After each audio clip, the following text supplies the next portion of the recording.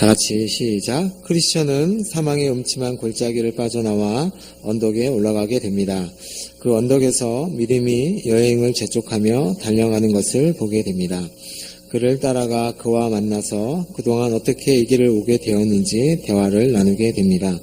주로 믿음이 걸었던 길과 그 길에서 바람둥이 계집, 첫사람 아담, 불만, 수치를 만나게 된 이야기를 나누게 됩니다. 이 대화를 통하여 서로 위로와 힘을 얻고 믿음의 여정을 같이 걸어가게 됩니다.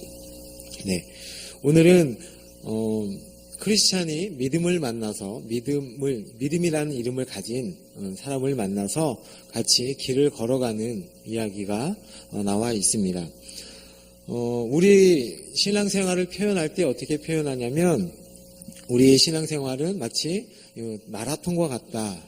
달려갈 길, 뛰어가야 할 길, 이런 길로 표현하죠. 그래서 어떤 목표를 가지고 달려가는 여정과 같다라고 저희들은 신앙생활을 표현할 때 이렇게 표현을 합니다. 그래서 고린도전서 9장 24절, 27절에 보면 이런 말씀이 있습니다. 다 같이 한번 볼까요? 시작. 운동장에서 다름질하는 자들이 다 달릴지라도 오직 상을 받는 사람은 한 사람. 너희가 알지 못하느냐? 너희도 상을 받도록 이와 같이 다름질하라. 여기까지만 보겠습니다. 다 우리는 다름질하는 자와 같다라고 표현을 하고 있죠. 여기서 사도 바울이 얘기하는 이 다름질은 고대에 있었던 마라톤을 얘기하는 것입니다. 달려가는 일 외에 다른 일을 다 끊어버려야 하고 달려가는 동안은 다른 것을 참고 인내해야 하는 것을 이야기하고 있습니다.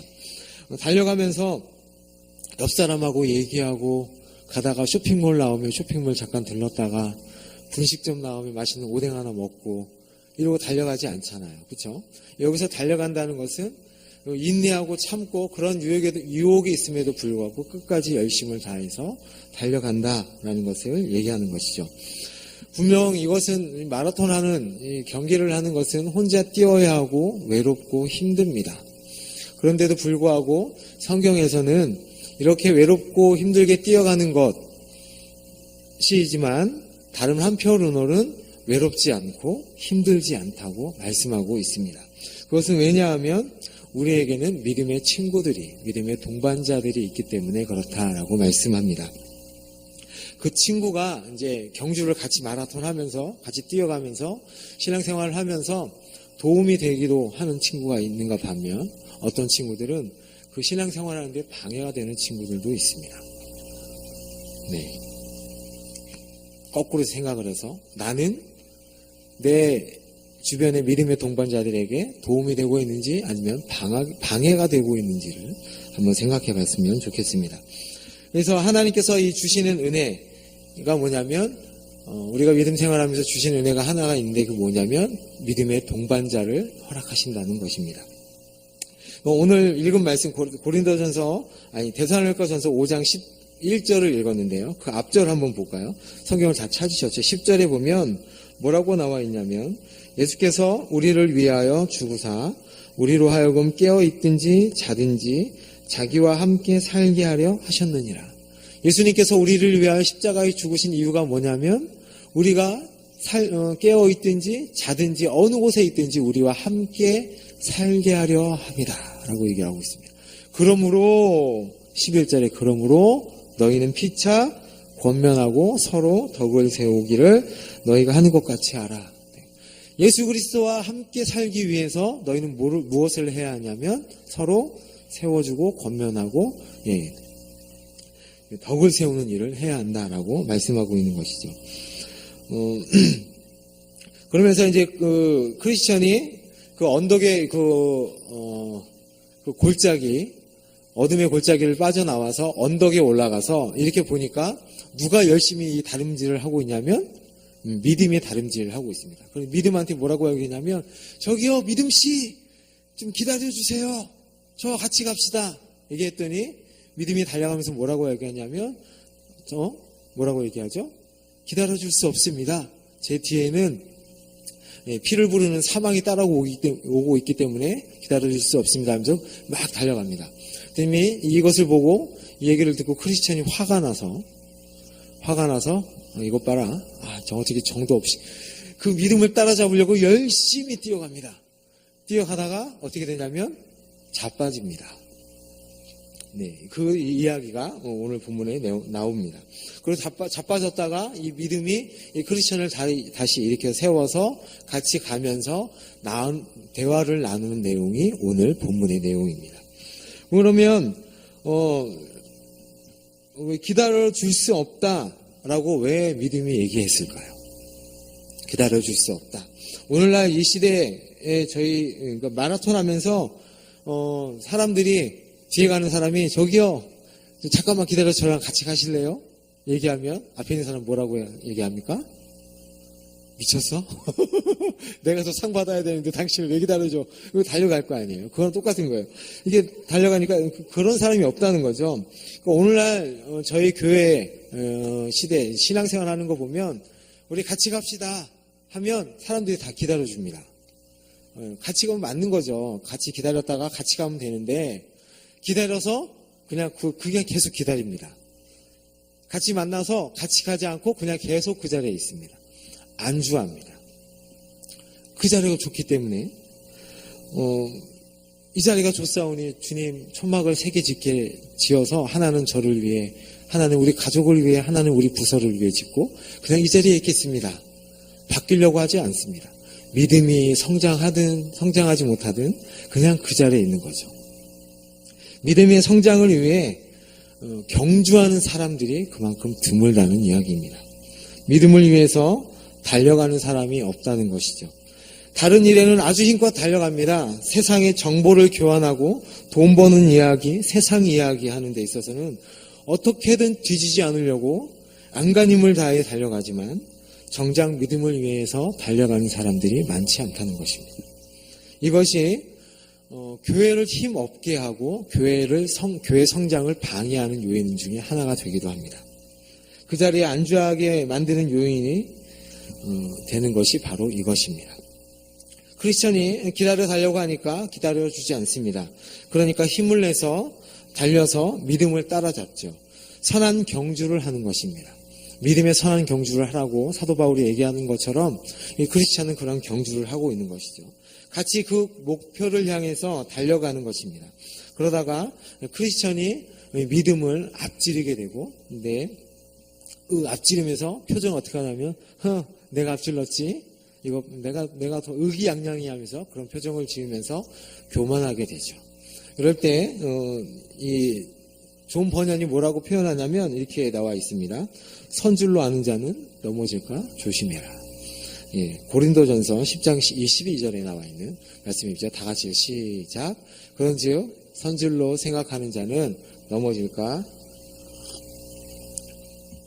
잠언 16장 18절에는 뭐라고 나와 있냐면 교만은 패망의 선봉이요 거만한 마음은 넘어짐의 앞잡이니라 라고 말씀하고 있습니다. 이제 됐다. 이쯤 하면 됐지. 이쯤은 충분해. 나는 뭐 괜찮아 라고 생각하면 조심하십시오. 이 얘기입니다. 하나님께서 은혜를 주시고 있는데 하나님께서 분명히 나를 붙들고 계시고 이끌고 있는데 그것을 잃어버리게 되면 넘어지게 된다는 이야기입니다. 네, 그렇게 넘어지니까 믿음이 넘어져 있는 크리스찬을 일으켜 세워서 같이 그 길을 걸어갑니다. 그러면서 둘이 가면서 같이 나누는 이야기가 오늘의 주된 내용입니다. 제가 나눠드린 프린터물에는 이제 프린터물 보시면 되는데요. 크리스천이 둘이 이제 만나서 이야기를 나누는데 첫 이야기가 뭐냐면 하나님께서 거기 있죠. 하나님께서 우리들의 마음을 녹여주셔서 이렇게 함께 즐거운 동반자로서 여행할 수 있도록 도와주신 것을 하나님께 감사합니다라고 얘기합니다. 여기서 눈여겨봐야 될 것은 하나님께서입니다. 하나님께서 우리들의 마음을 녹여주셔서입니다. 우리들의 마음을 녹여주셔서 이렇게 동반하게 돼서 하나님께 너무너무 감사합니다. 이 이야기는 하나님의 은혜로 하나님께서 우리를 거듭나게 하셔서 하나님의 자녀가 되게 하셔서 우리가 동반자가 됐습니다. 라는 이야기입니다. 참된 성도의 교제는 무엇으로부터 시작되냐면 중생을 전제 조건으로 시작이 된다는 것이죠. 하나님께서 거듭나게 하신 사람만이 하나님 안에서 참된 교제를 할 수 있다라는 말입니다. 하나님께서 거듭남의 역사가 없는 사람들 간에는, 다른 반대로 얘기하자면 그 얘기죠. 거듭남의 역사가 없는 사람들 간에는 참된 교제가 일어날 수 없다는 것이죠. 우리 교회 안에서 만남이 있다고 해서, 교제가 있다고 해서 이게 참된 교제라고 착각해서는 안 된다는 것입니다. 소그룹으로 모이면서 교회 안에서 교제를 나누면서 위로를 받고 힘을 얻고 믿음이 일어나고 성장이 일어나는 모임이 있는가 반대로 소그룹 모임을 하고 같이 모임을 해도 오히려 믿음에 도움이 되지 않고 믿음이 꺼지는, 믿음이 시험이 되는 모임도 있다는 것을 우리는 생각을 해야 합니다. 그럼 왜 그런가? 그런 일이 왜 일어나는가? 하나님께서 마음을 녹여주시는 중생한 사람들이 아니기 때문에 그렇습니다. 거듭난 사람들이 모임이 되지 못하기 때문에 힘이 없어지고 그 모임이 힘들어지는 것입니다. 하나님께서 오늘 얘기하는 것은 뭐냐면, 교제의 전제 조건이 무엇이냐면 하나님이 그 마음을 녹여주신 사람들의 모임이라는 것이죠. 그러면서 크리스천이 물어봅니다. 그러면 당신이 장망성에서 빠져나올 때 예전에 나온 온순이라는 사람 보지 못하였습니까? 저와 같이 왔다가 돌아간 사람 온순, 그 사람 못 봤습니까? 라고 물어봅니다. 네, 그랬더니 그 온순에 대한 이야기를 얘기하는데, 베드로후서 2장 22절에, 이 말씀 제가 안 적어놨나요? 네, 다 같이 읽겠습니다. 시작. 참된 속담에 이르기를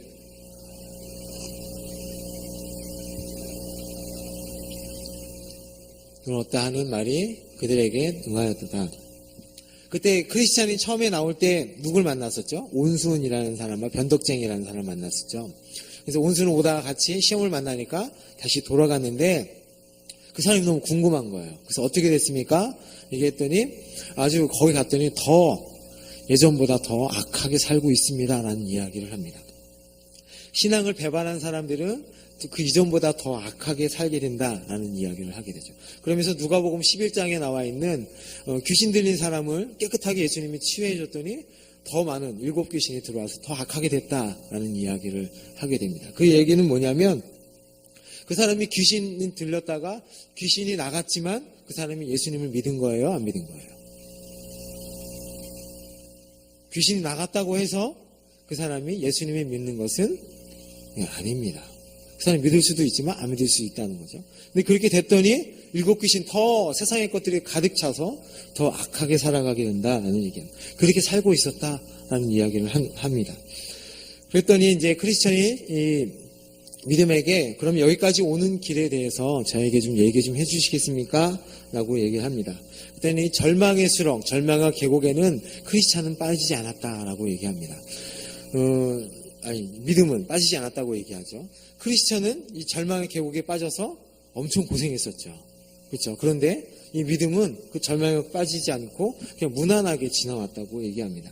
그래서 그 절망에서 누구를 만났냐고 얘기하냐면 바람둥이 계집을 만났다고 얘기합니다.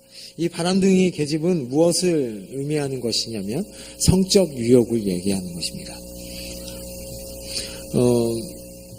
믿음이 이 바람둥이 계집을 만났던 얘기하면서 이 여인은 요셉을 넘어뜨리려고 했던 여인입니다. 요셉을 유혹했던 그 여인입니다. 라고 얘기합니다.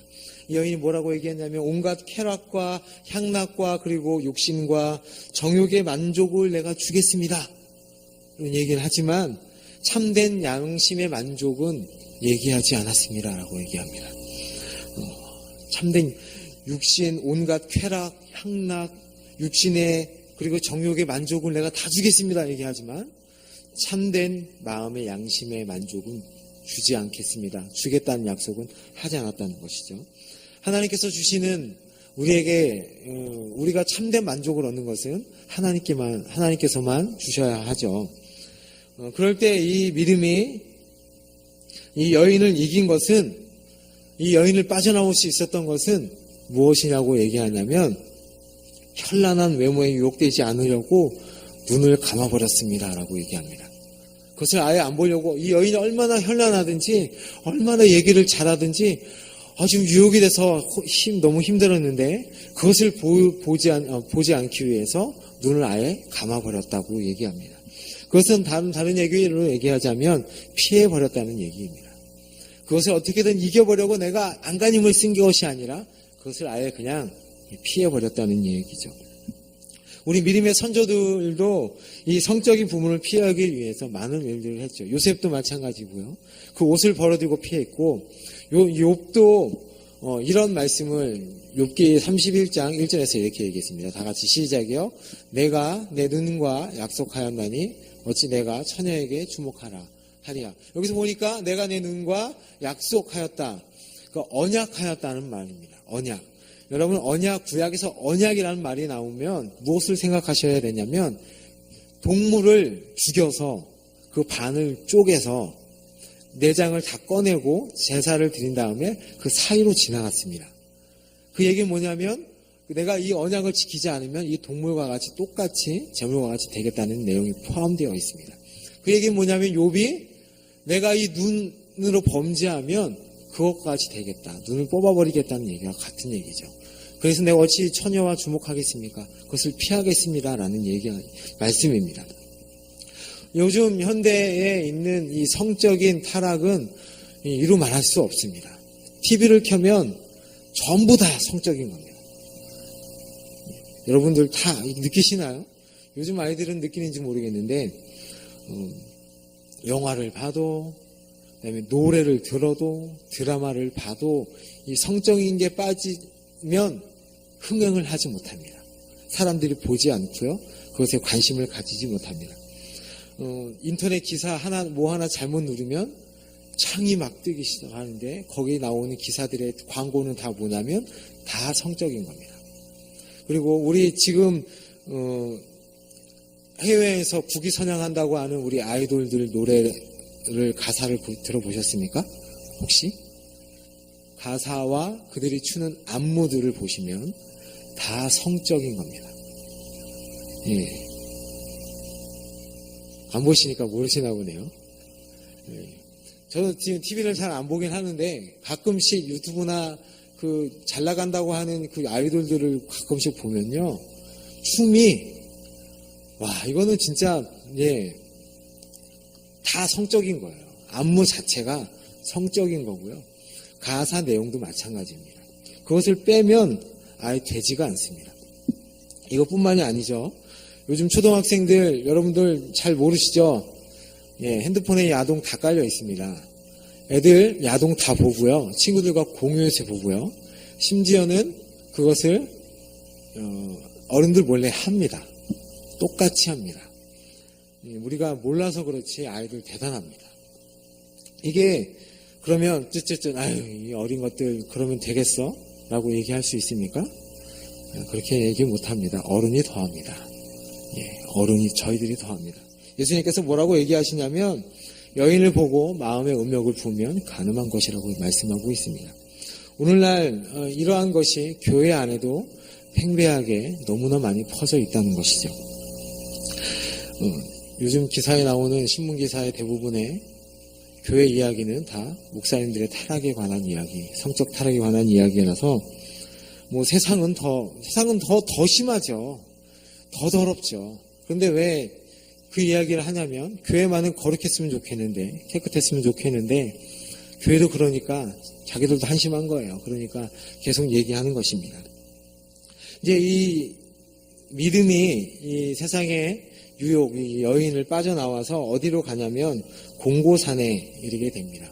공고산에 갔는데 누구를 만나냐면 첫사람 아담을 만나게 됩니다. 이 첫사람 아담을 누구를 얘기하는 거냐면 아담이 실패한 게 뭐죠?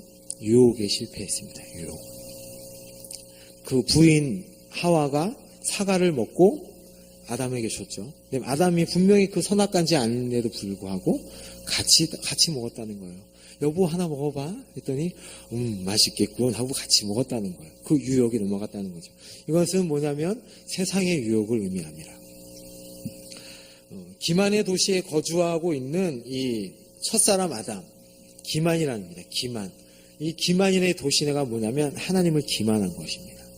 하나님을 기만해서 딸을 두고 있는데 이 딸의 이름이, 세 명의 이름이 뭐냐면 육신의 정욕과 안목의 정욕과 이생의 자랑이 딸 세 명의 이름입니다. 그러면서 믿음한테 제안을 하는데 이제 힘든 일 그만하고 내 밑에 와서 일해라. 그러면 내가 삭스를 주겠는데 당신이 할 일이 뭐냐면 쾌락이고 당신이 해야 할 일은 쾌락이고 당신이 받을 그 삭스는 뭐냐면 내 재산을 전부 다 유산으로 주겠다. 딸 하나 딸 하나로 만족하지 않으면 내가 딸 셋을 다 주겠다 얘기합니다. 하나도 힘든데 셋을 다 주겠다고 얘기하는 거죠. 그 얘기는 뭐냐면 세상에 충만해서 살아라고 얘기합니다. 크리스찬에게, 믿음에게 세상에 충만하게 살면 그게 편한 길이라고 얘기하는 것입니다. 그랬더니 믿음이 거절하면서 그 뭐라고 얘기하냐면 그의 행위를 살펴보아 노인을 멀리하라 라는 것을 그의 얼굴에서 발견하고 그를 거절하게 됩니다. 거절하니까 이 노인이 이 믿음을 확 잡아서 몸을 비틀어서 끝까지 자기를 끌고 가려고 합니다. 그랬더니 이 믿음이 너무 힘겹게 그것을 뿌리치고 공고산 정자로 갑니다. 정자. 공고산 정자에서 크리스찬이 했던 행동 기억나세요? 정자에서 뭐 했죠? 정자에 딱 올라가면 그늘지고 바람이 솔솔 부니까 뭐 하죠? 낮잠 잤잖아요. 낮잠 잤다가 성경책을 잃어버린 일을 크리스찬이 당했는데 이 믿음은 거기서 정자에서 누구를 만나냐면 모세를 만납니다. 모세를 만나서 이 모세가 끝까지 공고산에 올라가는데 따라와서 자기를 따라잡아서 그 정자에서 자기를 가슴을 세게 팍 때리는 거예요. 너무 아파서 기절합니다. 너무 아파서 힘들어서 깨어났는데 다시 또 세게 때리는 거예요. 너무 아프니까 이 믿음이 제발 나를 좀 살려달라고 자비를 좀 베풀어달라고 얘기를 합니다. 그랬더니 이 모세가 나는 자비를 베풀 수 있는 능력이 없다. 나는 그것을 할 줄 모른다고 얘기합니다. 그런데 그때 어떤 한 사람이 나타나서 그것을 만류하고 이 믿음을 구해냅니다. 근데 이 믿음을 구해낸 사람을 가만히 보니까 어떤 사람이냐면 손에 못자국이 있고 옆구리에 창자국이 있는 사람이다라고 얘기합니다. 바로 우리 주님을 얘기하는 것이죠. 이것은 무슨 이야기냐면 최초의 인간 아담의 이 유혹에 마음이 끌렸던 죄로 인해서 가슴을 세차게 맞은 것이죠. 자비를 베풀어 달라는 믿음의 요구를 거절하고 다시 가슴을 내리친 것은 뭐냐면 이 사람이 그 율법의 정죄에 다시 맞은 거예요. 율법이 정죄하니까 그것에 너무 힘들어하는 거예요. 크리스찬이 이 대번에 뭐라고 대답을 하냐면 그 사람 저도 아는데 그 사람은 모세라고 얘기합니다. 이 모세가 나쁜 게 아니고 모세를 대변하는 율법이 그런 일을 한다라는 것입니다. 하나님께서 우리에게 율법을 주셨을 때 그 율법이 나쁜 게 아니죠. 그 율법 안에는 하나님의 자비와 하나님의 사랑과 하나님의 은혜가 다 포함되어 있습니다. 그러나 율법이 대표로 얘기하는 것은 뭐냐면 공의라는 거예요. 공의. 그 공의 앞에 서게 되면 우리는 정죄를 받게 되고 힘들고 죽게 되는 것이죠. 너무 그 율법을 이길 수 없고 그 율법 아래에 들어가게 되면 무너질 수밖에 없다는 거예요. 그런데 많은 성도들이 이 율법 밑으로 들어가서 그 율법으로 하여금 만족을 얻으려고 하고 그 율법 안에서 자기의 의의를 찾으려고 하고 자기를 만족시키려고 한다는 것이죠. 그러면 결국 어떻게 되냐면 그 율법한테 정죄를 받아서 가슴을 맞아서 죽게 된다는 것입니다. 자기의 의의를 추구하려고 하는 그 자기 만족을 추구하려고 하는 그 신앙생활은 결국은 죽음뿐이다라고 얘기하는 것이죠. 그러나 그리스도 예수 안에 있는 자들에게는 결코 정죄함이 없다라고 얘기합니다. 로마서 8장 1절 말씀입니다. 그러므로 이제 그리스도 예수 안에 있는 자들에게는 결코 정죄함이 없나니 예수 그리스도께서 예수 그리스도의 그 은혜를 입은 자, 그 가슴을 맞아서 힘들어서 죽을 것 같이 누워있는 그 사람을 구해내는 그 예수님 안에 있는 자는 결코 정죄함이 없다라고 말씀하시는 겁니다. 우리가 엄청난 죄를 지어서 정말 사람을 수십 번 죽이고 수십 번 간음죄를 지어도 그것을 다 용서할 수 있고 묻을 수 있고 해결할 수 있는 힘을 가진 예수님, 그 안에 있는 자는 결코 정죄함이 없다라고 예수님께서 말씀하고 있습니다. 믿음도, 오늘 질문이 하나 있습니다. 믿음도 분명히 좁은 문을 지나고 십자가의 은혜를 받았는데 왜 이렇게 얻어맞고 있는가입니다. 이 이야기는, 이 말씀은 복음의 진리 앞에 자신을 그 앞에 굴복시키지 않고 그것을 깨닫지 못하게 되면 이렇게 율법에게 얻어맞고 마음이 상하고 힘들어한다는 것입니다. 이런 일을 당했던 사람이 신학이 누구냐면 갈라디아 교인들이었습니다. 다른 복음을 받아들였죠. 그렇죠? 다른 복음으로 인하여서 힘들어했잖아요.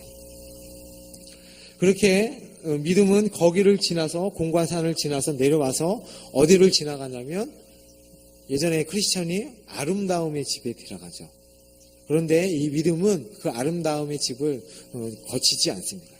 들어가지 않고 그냥 지나쳐 나옵니다. 지나쳐 나와서 어디로 가게 되냐면 겸손의 골짜기에서 겸손의 골짜기 들어가는데 거기서 누굴 만나냐면 불만을 만납니다. 불만. 이 불만은 이스라엘 백성이 광야에서 하나님 앞에 그 불평불만했던 것을 대표합니다. 이 불만을 만나는데 그거 뭐라고 얘기하냐면 그 겸손의 골짜기에 가봐야 아무리 봐도 명예로운 것이 없기 때문에 그리로 가는 것은 당신이 예전에 그 만났던 사람들 교만, 오만, 자기 기만, 세상의 영광 그 친구들을 배반하는 일이니까 그 겸손의 골짜기 가지 마십시오라고 얘기합니다. 그러면서 설득을 하죠. 그랬더니 믿음이 뭐라고 얘기하냐면 혈통으로는 그 모두가 다 나의 친족이지만 순례자의 길을 들어서면서 그들과 인연을 끊었습니다. 그들도 저와 인연을 끊었습니다. 라고 얘기합니다. 그러면서 뭐라고 얘기하냐면 겸손은 존귀의 앞잡이요 교만은 패망의 선봉이니라 라고 했으니까 나는 세상적으로 가치 있는 것들이 아니라 하늘의 영광을 구하기 위해서 이 겸손의 골짜기로 내려가겠습니다. 라고 얘기합니다. 하나님께서 우리를 낮추시는 것, 이 겸손의 골짜기로 들어가게 하시는 이유가 있습니다. 이스라엘 백성들을 광야 40년 길로 가게 하신 이유가 있는데요. 그것은 바로 우리를 낮추시기 위함입니다. 하나님께서 우리를 낮추시는 것은 다른 게 아닙니다. 하나님 말고요. 내가 의지하는 것, 내가 믿는 돈, 내가 믿는 능력, 명예, 힘, 건강, 내가 괜찮다고 여기는 것들을 하나님께서 끊어버리기 위해서 그 겸손의 골짜기로 들어가게 하시는 겁니다. 그게 하나님께서 우리를 낮추시는 겁니다. 하나님 없으면, 그렇게 하나님께서 우리를 인도하시면 우리는 하나님 없으면 안 됩니다. 하나님 없으면 못 들어갑니다. 못 갑니다. 라고 얘기하는 것이죠. 우리가 신앙생활 하면서 겪게 되는 일들이고 하나님께서 우리를 낮추시는 이 일은 우리가 신앙생활 하면서 계속 일어납니다. 우리는 이런 생각들로 신앙생활을 하게 되죠. 내가 만약에 예수 믿지 않았다면 내가 저 사람보다 나았을 텐데, 내가 이 길로 가지 않았으면 내가 저거 하고 있었을 텐데 라는 생각을 하지만 그럼에도 불구하고 하나님의 영광을 위해서 이 길을 가겠다고 우리는 선언하고 가고 있는 것이죠. 그러면서 마지막으로 만난 사람이 누구냐면 겸손의 골짜기에서 만난 사람이 누구냐면 수치라는 사람입니다. 이 철로 역정 가운데 이 믿음의 길을 가는 가운데 우리를 가장 화나게 하고 우리를 가장 짜증나게 하는 사람이 바로 이 수치입니다. 무엇으로 대표되냐면 종교적 논쟁의 유혹인데요. 이 사람의 특기가 뭐냐면 종교를 부정하고 논쟁을 불러일으켜서 예수 믿는 사람들을 비하하고 예수 믿는 사람들 그 가운데 분노를 일으키는 사람들, 다른 말로 하면 안티기독교를 생각하시면 됩니다.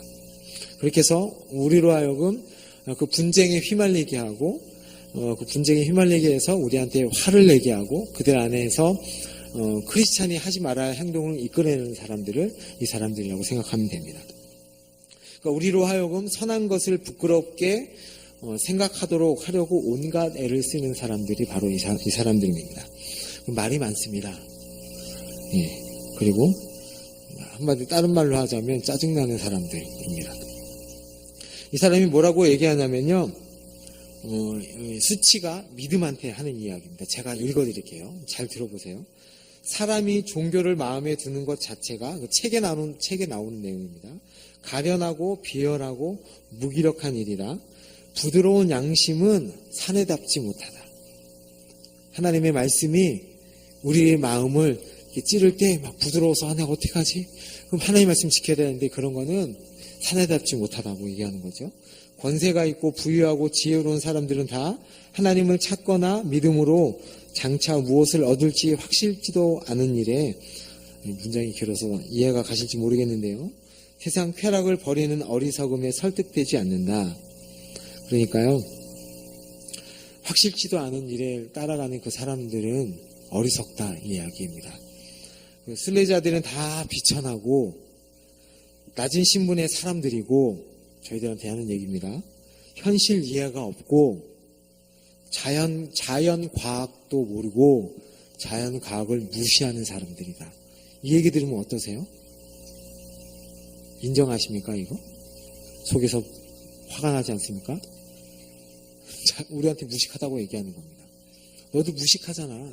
그 얘기하는 거죠.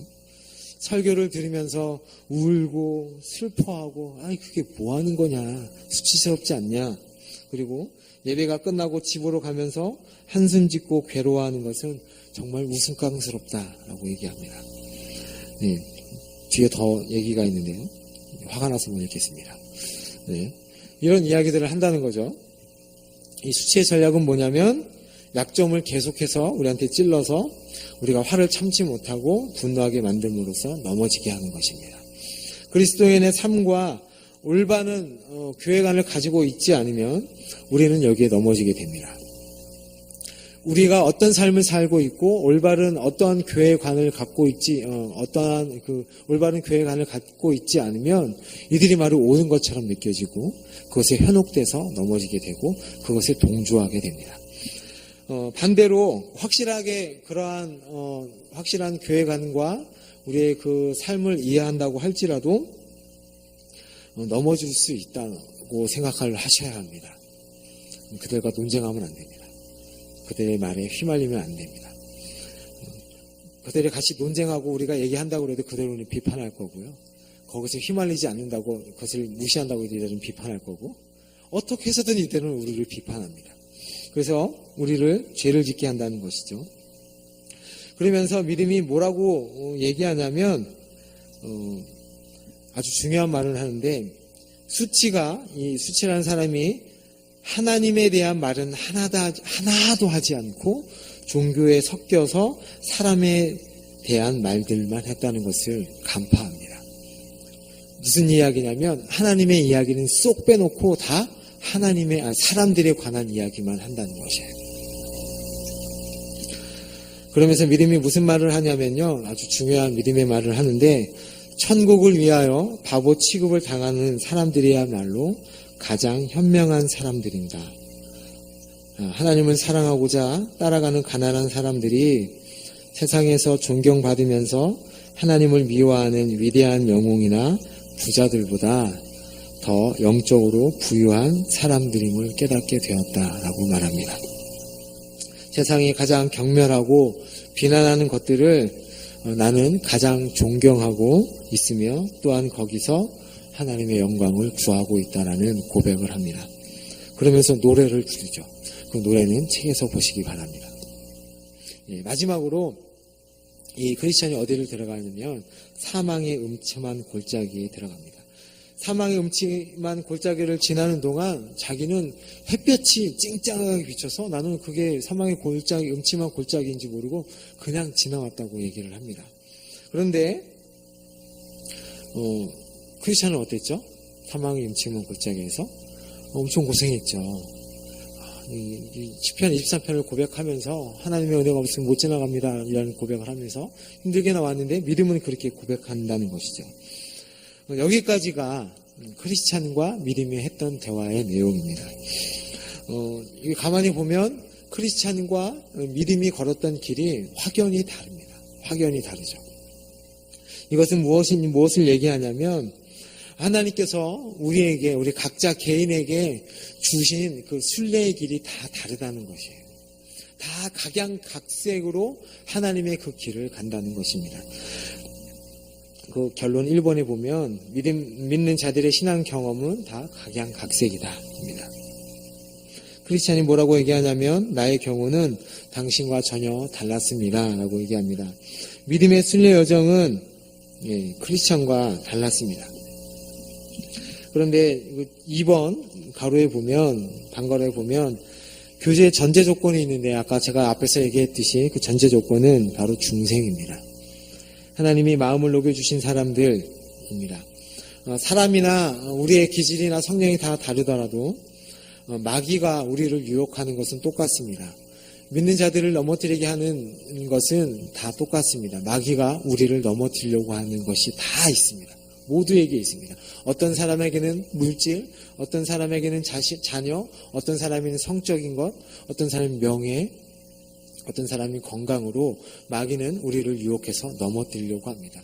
왜? 그러면서 저 사람은 왜 저 부분에 있어서 저렇게 하지 못해? 라고 우리는 비판해서는 안 됩니다.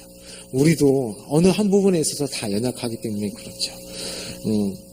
시기하거나 또 어떤 사람은 또 왜 믿음 생활하는데 저렇게 평탄하게 저렇게 믿음 생활하지? 라고 말할 수도 없습니다. 그 일을 시기하거나 불평하지 말고 우리에게 하나님께서 주신 그 길을 그냥 묵묵히 인내하면서 걸어가야 합니다. 그리스도인들이 철로 역정 이 길을 가는 데 있어서 공통적으로 경험하는 것이 있는데 바로 그것이 유혹을 당하는 것이고요. 또 하나는 이 길을 가는 데 있어서 믿음의 동료가 필요하다는 것입니다. 저희들이 이 길 가면서 또 하나는 얘기하고 있는 것이 뭐냐면 외롭다는 것이죠. 그 외로운 길을 각오하고 가라. 힘든 길이다라는 것을 각오하고 가라라는 얘기합니다. 그러면 2번 지금 하고 있는데요. 이 교제의 조건 아까 제가 얘기했듯이 중생 하나님이 녹여주신 이 사람들 여러분들이 만나면 제가 저번에도 얘기했듯이 우리들이 모이면 하는 이야기가 무엇입니까? 제가 물어봤습니다. 대부분 불평, 아까 얘기했던 이스라엘 백성들이 얘기했던 불평, 불만, 교회에 대한 안 좋은 이야기, 이런 일들을 가득 찬 게 아니라 성도의 참된 교회가 안에는 뭐가 있어야 되냐면 하나님의 이야기가 있어야 합니다. 보십시오. 지금 크리스천과 믿음이 대화 나눈 내용의 주된 내용이 뭐예요? 다 내가 어떻게 하나님을 만났는지, 하나님께서 어떻게 나에게 은혜를 베풀어 주셨는지, 나를 어떻게 인도하셨는지를 둘이 얘기하고 있잖아요. 그쵸? 참된 교제 안에는 그것이 있어야 한다는 거예요.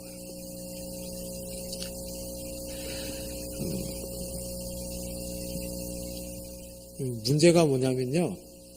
이런 중생을 경험하지 못하고 교회 안에 있으면서 자신은 구원받았다고 생각하는 게 가장 큰 문제입니다. 그 안에서 난 구원받아서 확실한 하나님의 자녀야 라고 얘기를 하면서 삶을 보면은 하나님의 이 믿음의 길을 가는 이 이야기가 없습니다. 조심하셔야 돼요. 만약에 나한테 이런 하나님의 은혜의 인도하심, 중생의 경험이 없으면 생각해 보셔야 돼요. 그런데 우리 교회가 우리가 교제한다고 하면서 나누는 이야기 가운데 가장 큰 문제가 하나님이 없는 게 문제고요. 우리 교회에서 둘 셋이 모여서 하는 이야기들, 우리가 하는 이야기들을 잘 분석해서 한번 생각해 봤으면 좋겠습니다. 불평, 불만, 험담, 사회의 원리를 가져다가 교회에서 적용하려고 하는 이야기들로 가득 차고 있지는 않은지, 사회의 정보 이야기로 가득 차고 있지는 않은지, 그런 이야기를 아예 하지 말라는 것은 이야기는 아닙니다. 그 세상의 이야기가 주된 내용이 되는 것이 문제가 되는 것입니다. 모여서 하는 얘기가 세상의 이야기 80%, 90%가 되는 그 이야기고, 예배에 관한 이야기, 하나님에 관한 이야기는 잠깐 하고, 나머지는 자기 자식 얘기하고 하는 것들은 잘못된 것입니다. 우리의 교제 가운데 이 하나님의 이야기, 하나님께서 나에게 행하셨던 그 스토리가 우리의 모임 가운데서 이야기되고 있지 않으면 그 모임은 점점 힘을 잃어가게 될 것입니다. 점점 더 그 모임은 낭망하게 되고 불평과 불만으로 가득 차게 될 것입니다. 이 이야기는 교회 모임뿐만이 아닙니다. 우리 가정에서도 마찬가지입니다. 우리 자녀들에게 우리 삶을 살면서 하나님의 이야기를 우리 자녀들에게 똑같이 이야기해주고 있는가? 우리 가족이 모였을 때 하는 주된 내용이 무슨 드라마 이야기입니까? 아이돌 이야기입니까? 그 이야기가 아니라 하나님이 어떻게 오늘 나의 삶 가운데서 말씀으로 이렇게 얘기하셨고 인도하셨다는 이야기로 가득 차셔야 합니다. 그럴 때만 가정이 건강해지고 교회가 건강해지는 것입니다. 그래서 우리는 이 믿음의 여정을 가면서 이러한 이야기를 나눌 수 있는 진정한 친구들을 만나는 것이 가장 큰 복입니다. 이러한 친구들이 많이 있을 수 있도록, 이러한 모임이 가장 될 수 있도록 우리는 기도해야 합니다. 그러면서 마지막으로 하나님의 이야기로 서로 권면하자라고 제가 마지막에 결론을 내렸습니다. 권면하다. 그리고 뒤에 오늘 읽었던 말씀 뒤에 보면 피차 덕을 세워라 라는 말입니다. 권면하는 것이 무엇이냐면 간단하게 말씀드리자면 성령 하나님께서 하시는 일에 동참하는 것이 바로 권면하는 것입니다. 서로 위로해주고 서로 훈계해주고 서로 격려하고 서로 이렇게 하는 일을 말해주고 하는 것들이 바로 격려입니다. 그렇게 해서 서로 권면해서 우리 같이 이 길을 가자는 것이고요. 진짜 덕을 세워야 합니다. 여러분들이 하는 말들 중에 모여서 하는 말들 중에 덕을 세우는 일들을 많이 하셔야 합니다. 이 덕을 세운다는 말은 것은 뭐냐면요. 이 언어에 보니까 집을 세운다라는 의미가 있습니다. 집을 세운다. 성경에 보면 모래로 지은 집, 불에 타는 집으로 만든 집, 나중에 금으로 만든 집 이렇게 나오잖아요. 그 집을 잘 세우는 건데요.